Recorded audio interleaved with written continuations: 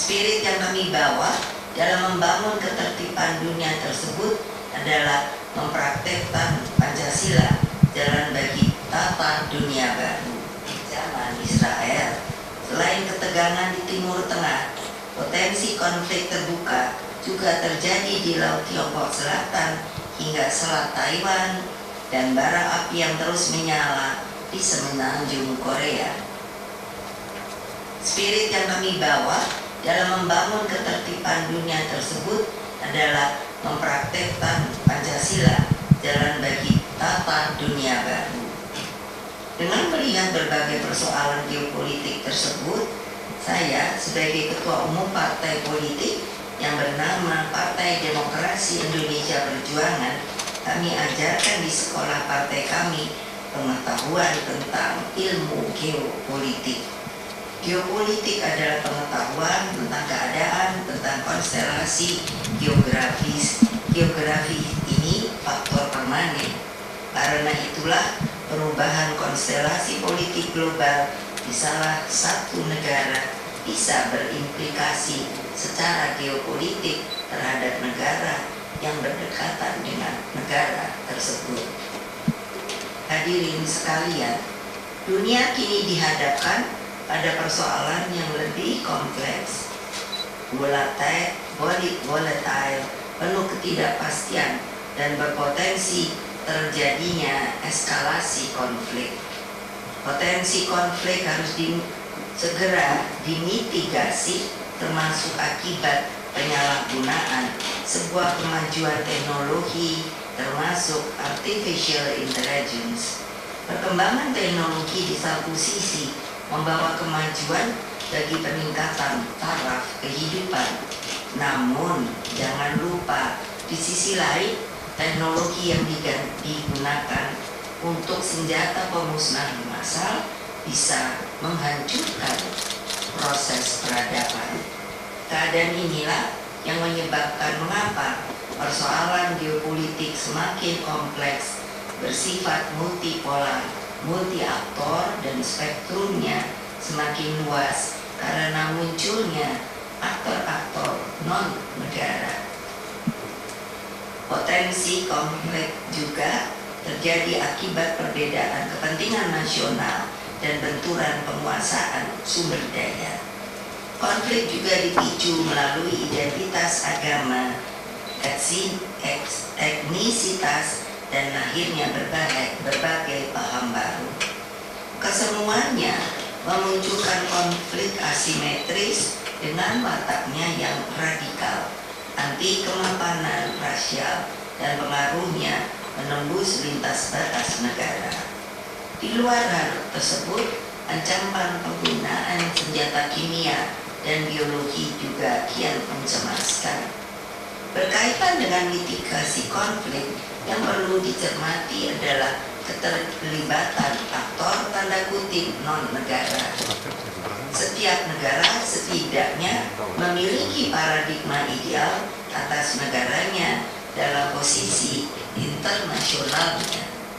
Namun demikian, dengan aktor non-negara, bagaimana? Kalau kemajuan artificial intelligence dalam hubungannya dengan persenjataan modern yang membahayakan keselamatan umat manusia dikuasai oleh aktor non-negara.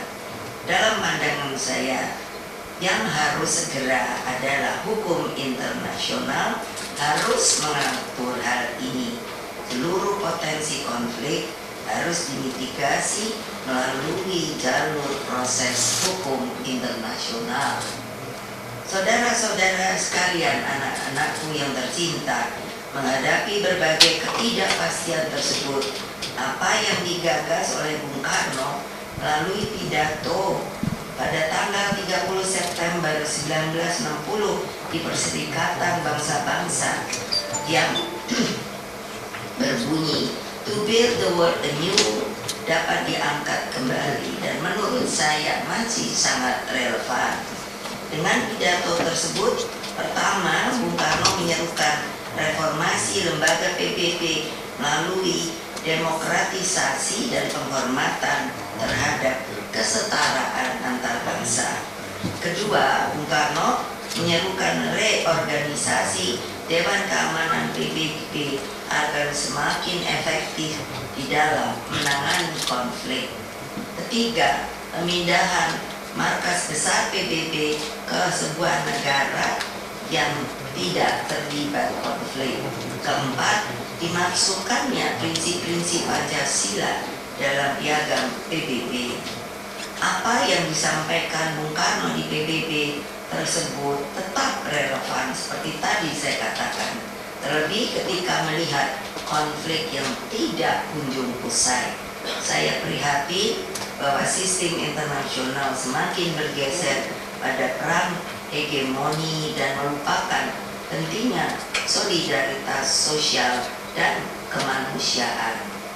Saya juga semakin khawatir dengan munculnya model penjajahan gaya baru melalui penggunaan kekuatan ekonomi, pangan, dan keunggulan teknologi serta hukum internasional sebagai alat pembangun hegemoni.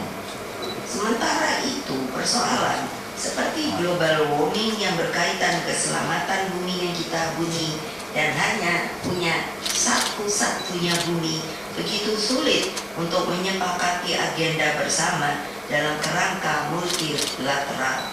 Padahal ancaman global warming semakin nyata dan dampaknya begitu luas bagi kehidupan.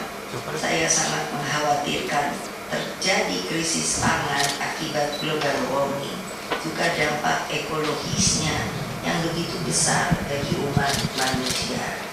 Di sebagian wilayah Indonesia, tiba-tiba yang pada waktu sebelumnya belum ada, muncul siklon tropis dengan wajahnya yang mampu menghadirkan kerusakan masif dan korbannya tentunya adalah rakyat biasa.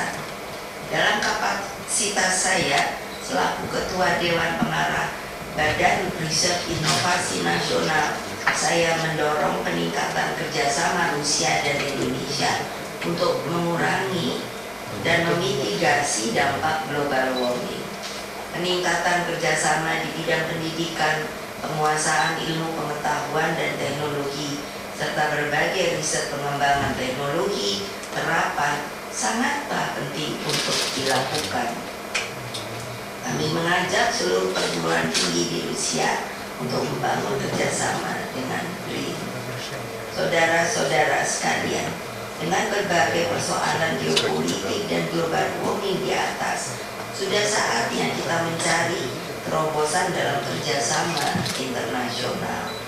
Begitu juga bagi kalangan mahasiswa maupun mahasiswi untuk bisa mendalami pidato yang saya sampaikan ini. Kesetaraan, keadilan, dan kemakmuran bersama serta keselamatan bumi harus menjadi kredo kita. Tatanan dunia baru harus diwujudkan dengan menggandeng erat seluruh kekuatan internasional. Kami percaya bahwa Pancasila bisa menjadi guideline dan menjadi lifeline tata dunia baru tersebut. Karena itulah mari kita saling bergandengan tangan dalam persaudaraan sejagat. Kedepankan dialog dengan bingkai kemanusiaan, sebab kita adalah warga bangsa yang setara dan memiliki tanggung jawab di dalam menjaga kelangsungan bumi yang tadi saya katakan hanya ada satu bumi dengan seluruh peradabannya. Terima kasih atas kesempatan yang telah diberikan saya, yang menurut saya sangat saya terharu, dan dengan demikian maka sekali lagi apresiasi yang begitu tinggi atas kesempatan yang begitu berharga berada di sebuah negara yang menjadi pelopor prinsip koeksistensi damai selama ini. Terima kasih.